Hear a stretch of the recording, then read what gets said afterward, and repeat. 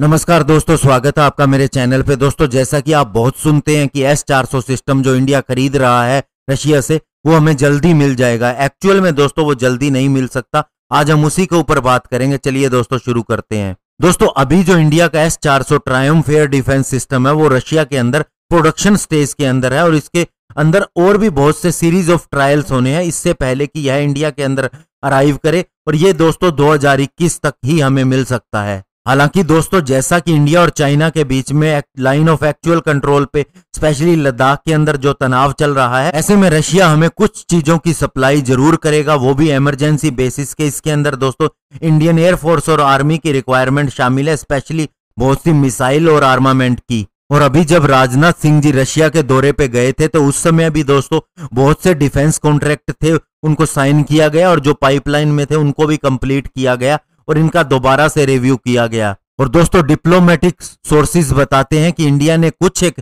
चीजों की emergency delivery की भी इच्छा जाहिर की थी। और दोस्तों, कॉन्ट्रैक्ट के हिसाब से जो S-400 सिस्टम के लिए किया गया है, जो पहली डिलीवरी होगी वो पेमेंट के 24 महीनों के बाद में होगी और पहली कीमत हमने दोस्तों $5.2 बिलियन की कर दी है। हालांकि दोस्तों, जो मुख्य एयर डिफेंस साबित होने वाला है इंडिया के लिए, इंडियन एयरफोर्स के लिए, इसकी डील तो अक्टूबर 2018 के अंदर साइन हो गई थी, लेकिन इसकी पेमेंट के अंदर टाइम लग गया और उसके पीछे कारण था यूएस की सैंक्शन, जिसके लिए दोनों कंट्रीज को एक सॉल्यूशन निकालना था और उसी के अंदर टाइम लग गया।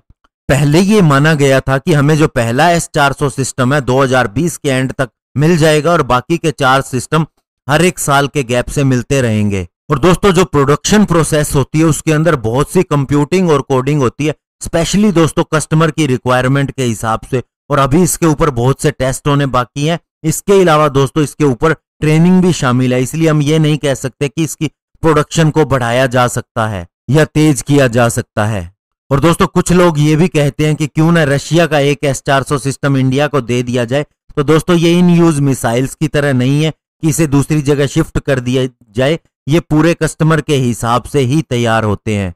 और दोस्तों, रशिया के पास अभी जो एक्सपोर्ट के लिए कोई भी वेपन सिस्टम की बात करें तो उसके अंदर S-400 सिस्टम सबसे मॉडर्न एयर डिफेंस सिस्टम है।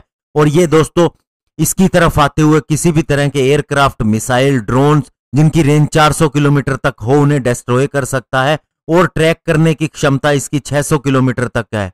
और इसके अलावा दोस्तों कहा यह भी जाता है कि ये स्टेल्थ एयरक्राफ्ट को भी डिस्ट्रॉय कर सकता है और इसके अलावा ये बैलिस्टिक मिसाइल और हाइपरसोनिक टारगेट को भी गिरा सकता है। और दोस्तों, इसके पुराने वर्जन S-300 की तुलना में S-400 के अंदर फायरिंग रेट जो है वो 2.5 टाइम्स फास्टर है। और दोस्तों, आपको ये बता दें कि S-400 की बैटरी के अंदर एक लॉन्ग रेंज रडार होता है, एक कमांड पोस्ट व्हीकल होता है, टारगेट एक्विजिशन रडार होता है, 2 बटालियन के लॉन्चर होते हैं और हर लॉन्चर के अंदर 4 ट्यूब होती हैं। और दोस्तों, ये सिस्टम इतना अच्छा है और इसके अंदर अगर मिसाइल्स की बात करें तो ये 4 तरह की होती हैं, 400 किलोमीटर रेंज की, 250 किलोमीटर, 120 किलोमीटर और 40 किलोमीटर रेंज की। इसके अलावा इसकी ट्रैक करने की क्षमता की बात करें तो ये एक साथ 100 फ्लाइंग ऑब्जेक्ट को ट्रैक कर सकता है। और वहीं अगर एंगेज करने की बात हो तो कम से कम 1 दर्जन टारगेट के साथ में एक साथ एंगेज भी कर सकता है। तो ऐसे में दोस्तों ये वेपन सिस्टम मिलने में देरी है। रशिया अपना खुद का बनाया हुआ चाहे भी तो S-400 सिस्टम इंडिया को